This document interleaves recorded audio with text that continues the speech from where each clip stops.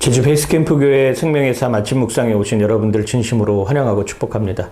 우리는 한순간도 하나님의 은혜가 아니고서는 살아갈 수 없다라고 하는 것을 기억하셔야 할 것입니다. 어느 순간 넘어질 수 있고 어느 순간 하나님을 배신할 수 있다는 삶, 자기를 드러내기 시작하면 하나님은 보이지 않는다라고 하는 것을 오늘 말씀을 통해서 우리에게 알려주고 있는 것 같습니다. 오늘 찬양으로 함께 영광 돌리길 원합니다. 하나님의 은혜로 이 시간 함께 찬양하면서 하나님 앞에 우리의 신앙의 고백을 드리길 원합니다. 하나님의 은혜로 있을 데 없는 잠 왜 구속하여 주는지 난 알 수 없도다. 내가 믿고 또 의지함은 내 모든 형편 잘하는 주님 늘 돌보아 주실 것을 나는 확실히 아는. 왜 내게 굳센 믿음과 또 복음 주셔서 내 맘이 항상 편한지 난 알 수 없도다.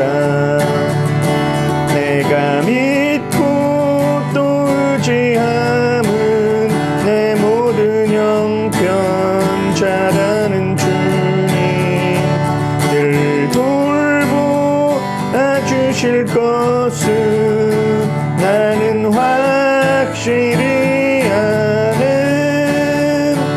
왜 내게 성령 주셔서 내 마음을 감동해 주 예수 믿게 하는지 난 알 수 없도다. 내가 믿고 또 의지함은 내 모든 형편 잘하는 주님 늘 돌보아 주실 것을 나는 확실히 아는. 주 언제 강림하실지 혹밤에 혹낮에 또 주님 만날 그곳도 난 알 수 없도다.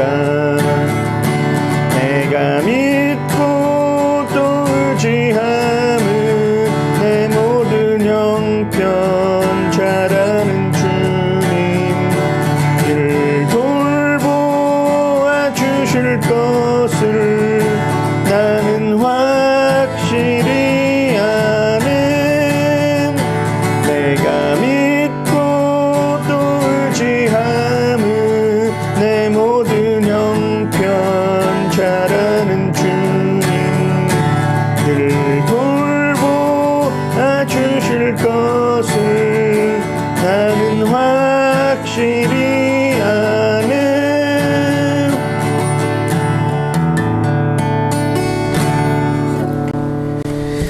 오늘 함께 하실 말씀은 사사기 7장 9절에서 25절까지의 말씀입니다. 사사기 7장 9절에서 25절까지의 말씀, 우리 계시된 하나님의 말씀 다 같이 한 목소리로 함께 하도록 하겠습니다. 사사기 9장 7절에서 25절까지의 말씀입니다. 사사기 7장 9절에서 25절까지의 말씀, 우리 계시된 하나님의 말씀 다 같이 한 목소리로 함께 하도록 하겠습니다. 사사기 7장 9절에서 25절까지입니다. 그 밤에 여호와께서 기드온에게 이르시되 일어나 진영으로 내려가라. 내가 그것을 내 손에 넘겨 주었느니라. 만일 내가 여러 가지를 두려워하거든 내 부하 보라와 함께 그 진영으로 내려가서 그들이 하는 말을 들으라. 그 후에 내 손이 강하여져서 그 진영으로 내려가리라 하시니 기드온이 이에 그의 부하 보라와 함께 군대가 있는 진영 근처로 내려간즉 미디안과 아말렉과 동방의 모든 사람들이 골짜기에 누웠는데 메뚜기의 많은 수와 같고 그들의 낙타의 수가 많아 해변에 모래가 많음 같은지라. 기드온이 그곳에 이른즉 어떤 사람이 그의 친구에게 꿈을 말하여 이르기를 보라 내가 한 꿈을 꾸었는데 꿈에 보리떡 한 덩어리가 미디안 진영으로 굴러들어와 한 장막에 이르러 그것을 쳐서 무너뜨려 위쪽으로 엎으니 그 장막이 쓰러지더라. 그의 친구가 대답하여 이르되 이는 다른 것이 아니라 이스라엘 사람 요아스의 아들 기드온의 칼이라. 하나님이 미디안과 그 모든 진영을 그의 손에 넘겨주셨느니라 하더라. 기드온이 그 꿈과 해몽하는 말을 듣고 경배하며 이스라엘 진영으로 돌아와 이르되 일어나라 여호와께서 미디안과 그 모든 진영을 너희 손에 넘겨주셨느니라 하고 300명을 세대로 나누어 각 손에 나팔과 빈 항아리를 들리고 항아리 안에는 횃불을 감추게 하고 그들에게 이르되 너희는 나만 보고 내가 하는 대로 하되 내가 그 진영 근처에 이르러서 내가 하는 대로 너희도 그리하여 나와 나를 따르는 자가 다 나팔을 불거든 너희도 모든 진영 주위에서 나팔을 불며 이르기를 여호와를 위하라 기드온을 위하라 하라 하니라. 기드온과 그와 함께한 100명이 이경초의 진영 근처에 이른즉 바로 파수꾼들을 교대한 때라. 그들이 나팔을 불며 손에 가졌던 항아리를 부수니라. 세대가 나팔을 불며 항아리를 부수고 왼손에 횃불을 들고 오른손에 나팔을 들어 불며 외쳐 이르되 여호와와 기드온의 칼이다 하고 각기 제자리에 서서 그 진영을 에워싸매 그 온 진영의 군사들이 뛰고 부르짖으며 도망하였는데 300명이 나팔을 불 때에 여호와께서 그 온 진영에서 친구끼리 칼로 치게 하심으로 적군이 도망가여 스레라의 벳시다에 이르고 또 답밭에 가까운 아멜 모올라의 경계에 이르렀으며 이스라엘 사람들은 납달리와 아셀과 온 므낫세에서부터 부름을 받고 미디안을 추격하였더라. 기드온이 사자들을 보내서 에브라임 온 산지로 두루다니게 하여 이르기를 내려와서 미디안을 치고 그들을 앞질러 벳바라와 요단강에 이르는 수로를 점령하라 하며 이에 에브라임 사람들이 다 모여 벳바라와 요단강에 이르는 수로를 점령하고 또 미디안의 두 방백 오렙과 스앱을 사로잡아 오렙은 오렙 바위에서 죽이고 스앱은 스앱 포도주 틀에서 죽이고 미디안을 추격하였고 오렙과 스앱의 머리를 요단강 건너편에서 기드온에게 가져왔더라. 아멘. 오늘 말씀을 통해서 기드온의 300용사가 이제 본격적으로 활약하는 모습을 우리에게 보여주고 있는 것이죠. 기드온의 300용사 하면 또 하나 떠오르는 것이 있어요. 스파르타의 300용사입니다. 기드온의 300용사와 스파르타의 300용사. 말하자면 기드온의 300용사는 히브리적 사고를 가지고 있는 사람들입니다. 스파르타의 300용사는 그리스, 스파르타, 헬라의 사고를 가진 사람들이에요. 이 두 부류가 완전히 다릅니다. BC 480년에 그리스와 페르시아의 전쟁에서 그리스의 왕 레오니다스는 군사 7,000명을 이렇게 모집을 합니다.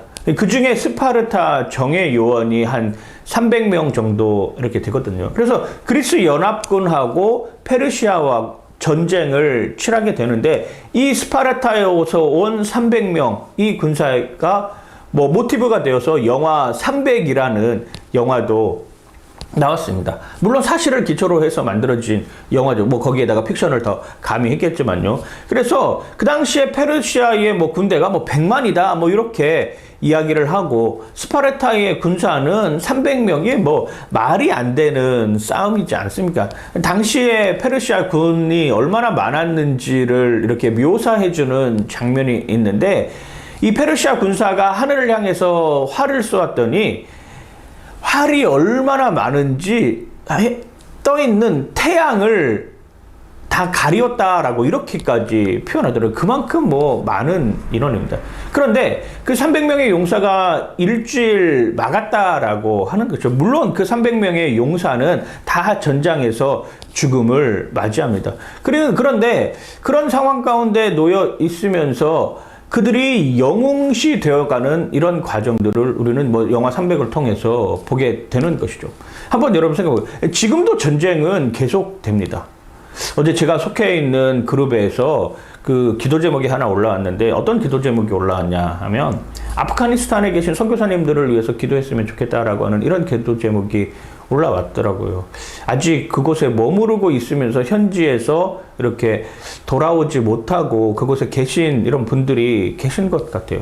미국이 뭐 아프간에다가 뭐 100조 넘는 뭐 돈을 뭐 쏟아 부으면서 어떻게 하면은 아프간 정권을 한번 살려보겠다라고 이야기를 했는데 목숨 걸고 달려드는 탈레반에게 뭐 다 지금 점령 당해서 뭐 사진에 나오는 것을 보면 카불 공항이 뭐 난리가 아닌 이런 상황으로 바뀌는 모습들도 보게 되는 것이죠. 그 스파르타의 300용사 추모글에 이런 글이 쓰였다고 합니다. 뭐라고 하냐면 여행자여 가서 스파르타인에게 전하라. 우리가 그들의 명을 수행하고 여기에 누워 있다고 말이죠. 전형적인 인간의 비장함을 보여주는 문구라고 할 수 있을 것입니다. 그리스 아테네 스파르타의 300용사들은 정말 영웅들로 묘사가 되죠. 그러나 기드온의 300용사는 전혀 그런 영웅들이 아니다라고 하는 것입니다. 결국 무슨 이야기입니까? 그렇습니다. 성경 속 전쟁 이야기의 주인공은 늘 하나님이다라고 하는 것을 우리에게 알려주고 있는 것이죠. 기드온도 주인공이 아닙니다. 300용사도 주인공이 아닙니다. 전쟁의 승패를 가르고 전쟁의 주인공은 여호와 하나님이시다라고 하는 것, 아도나이 엘 하마라고 하는 것, 아도나이 밀 하마라고 표현했던 그 표현, 전쟁은 여호와께 속한 것이다라고 하는 그 표현이 어쩌면 가장 확실하게 히브리적 사고를 가지고 있는 사람들이 가지고 있는 마음이라고 하는 것이죠. 이것이 히브리적 사고와 헬라적 사고가 다른 거예요. 스파르타의 300용사는 헬라적 사고를 가진 용사들입니다. 그러기에 그들은 영웅시대고 그러기에 그들은 비장한 인간미를 가지고 서 있는 모습으로 우리에게 알려주고 있는 것이죠. 그러나 기드온의 300용사는 전쟁의 영웅이 아닙니다.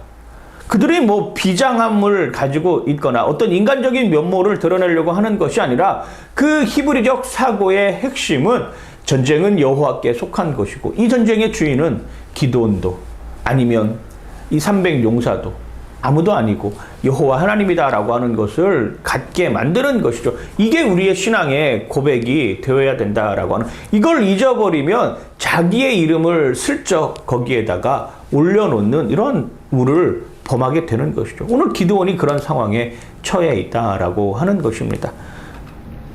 사사기 7장 9절에 보면 이렇게 표현하죠. 그 밤에 여호와께서 기드온에게 이르시되 일어나 진영으로 내려가라. 내가 그것을 내 손에 넘겨주었느니라. 만일 내가 내려가기를 두려워하거든 내 부하와 함께 그 진영으로 내려가서 그들이 하는 말을 들으라. 그 후에 내 손이 강하여져서 그 진영으로 내려가리라 하시니 기드온이 기에 그의 부하 부라와 함께 군대가 있는 진영 근처로 내려간 줄, 이렇게 표현을 하고 있습니다. 하나님이 기드온에게 이야기를 했어요. 야, 너 이 전쟁 승리하게 할 거야. 그런데 그 진영이 어떻게 되는지 한번 봐봐라. 너 혼자 가기 힘들면은 저 부라와 함께 같이 가서 그 진영의 동태를 살펴보고 그 진영에서 우리가 어떻게 할 것인지를 하나님께 물어봐라 라고 하는 이 이야기를 전해주고 있는 것이에요. 그래서 갑니다. 그래서 가서 보는데 어떤 광경을 보냐면 이런 광경을 봐요. 미디안과 아말렉과 동방의 모든 사람들이 골짜기에 누웠는데 메뚜기의 많은 수와 같고 그들의 낙타의 수가 해변의 모래가 마름 같은지라라고 이렇게 묘사를 하고 있습니다.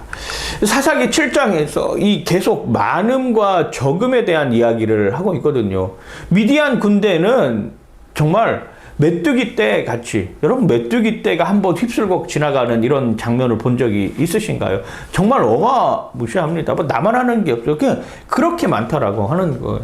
그리고 그 가지고 있는 낙타가 뭐 얼마나 많은지 해변에 모래같이, 물론 뭐 이게 좀 과장된 표현일 수도 있겠지만 그만큼 많다라고 하는 것을 보여주고 있는 거예요. 그만큼 강하다라고 하는 것을 보여줍니다. 그만큼 위협적이다라고 하는 것을 보여주고 있는 것이죠. 그런데 계속 나오는 거지만 기드온의 군사는 어떻습니까? 처음에 32,000명이었는데 주님이 이것도 많다. 이스라엘 백성들을 생각할 때는 이 32,000명도 너무 적은 숫자인데 뭐가 많다라고 하는 것인데 22,000명 두렵고 떨리는 사람들 먼저 돌려보내지 않습니까? 그리고 10,000명 남았습니다. 그리고 10,000명 가운데 또 테스트를 한번 합니다. 가서 물 먹는 것을 보는. 무릎 꿇은 사람 또 7,000명을 보내는 거예요. 마치 바알에게 무릎 꿇지 않은 사람, 남은 자들을 남겨놓는 이런 것을 연상하게 하면서 그리고 다 돌려보냅니다. 7,700명이 탈락이 돼. 그래서 결국 남은 사람들이 300명 아니겠습니까? 이 전쟁은 다른 사람의 이름을 높이는 것이 아니라 여호와께서 저 작은 무리, 저 소수의 사람들을 택하여서 그들을 통해서 일하시겠다라고 하는 결연한 의지를 보여주고 있는 것이죠. 그리고 나서 갑니다. 가서 진영을 두루 살펴보니까 정말 수많은 사람들이 거기에 있는 거예요. 그리고 가서 기드온과 보라가 살펴보는데 거기에 있는 한 보초병이 꿈을 꿔요. 어떤 꿈을 꾸냐면 이런 꿈을 꿉니다. 기드온이 그곳에 이른즉 어떤 사람이 그의 친구에게 꿈을 말하여 이르기를 보라, 내가 한 꿈을 꾸었는데 꿈에 보리떡 한 덩어리가 미디안 진영으로 굴러들어와 한 장막에 이르러 그것을 쳐서 무너뜨려 위쪽으로 엎으니 그 장막이 쓰러졌다라고 이렇게 표현을 하고 있습니다. 한 사람이 꿈을 꾸는 그 모습을 보고 그 친구가 해석을 해줘요. 보세요. 뭐라고 해석을 해주냐면 그의 친구가 대답하여 이르되 이는 다른 것이 아니라 이스라엘 사람 요아스의 아들 기드온의 칼이라. 하나님이 미디안과 그 모든 진영을 그의 손에 넘겨 주었느니라 하더라라고 이렇게 해석을 해줍니다. 우리 꿈보다 해몽, 해몽 이렇게 표현하기도 하는데 우리가 가지고 있는 생각들을 어떻게 해석하느냐 이게 중요하잖아요, 사실. 성경이 우리에게 말하는 것을 어떻게 하나님 편에서 해석할 수 있을까라고 생각하는 거 이게 중요한 거잖아요.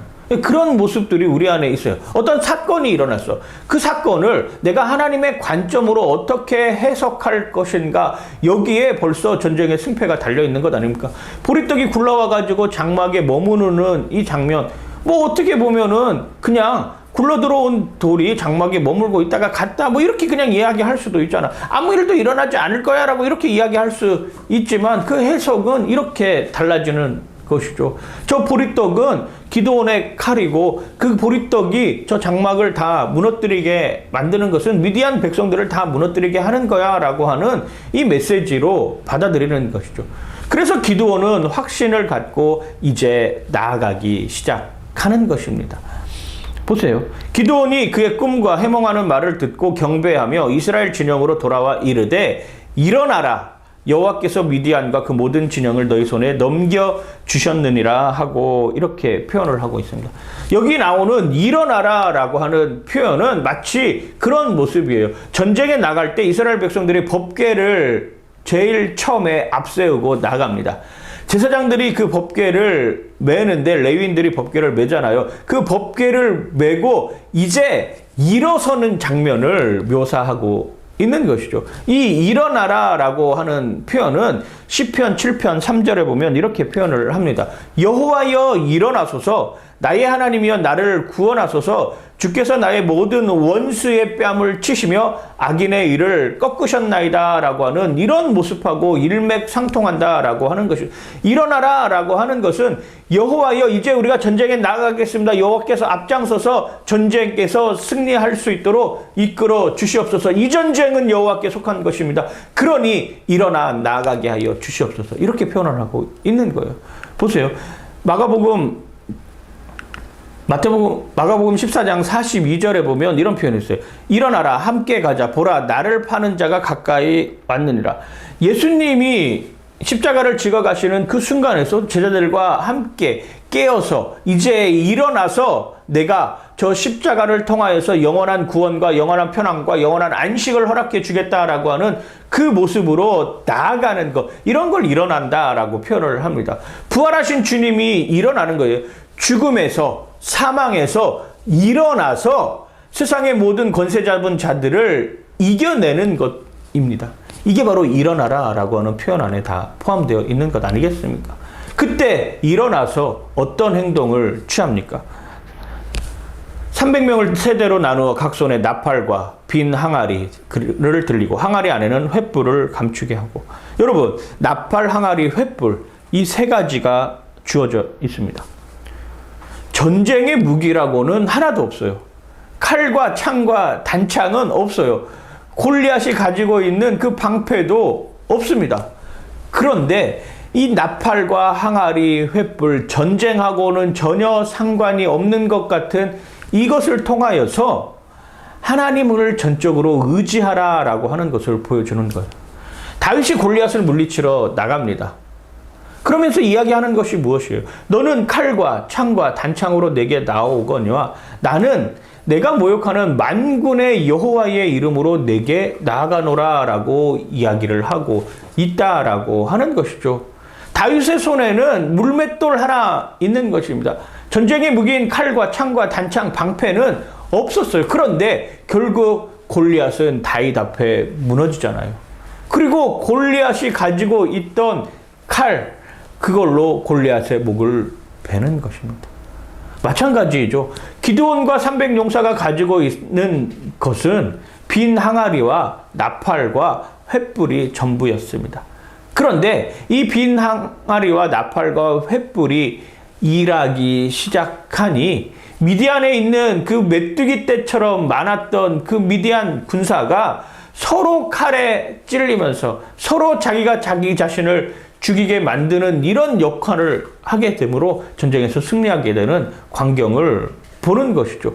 정말 결연한 의지가 얼마나 강했는지 이렇게 표현하고 있어요. 그들에게 이르되 너희는 나만 보고 내가 하는 대로 하되 내가 그 진영 근처에 이르러서 내가 하는 대로 너희도 그리하여 나와 나를 위하여 따르는 자가 다 나팔을 불거든 너희도 모든 진영 주위에서 나팔을 불며 이르기를 여호와를 위하라 기드온을 위하라 하라 하니라. 아멘. 여러분 18절을 읽으면서 마음에 걸리는 대목이 바로 이 대목이에요.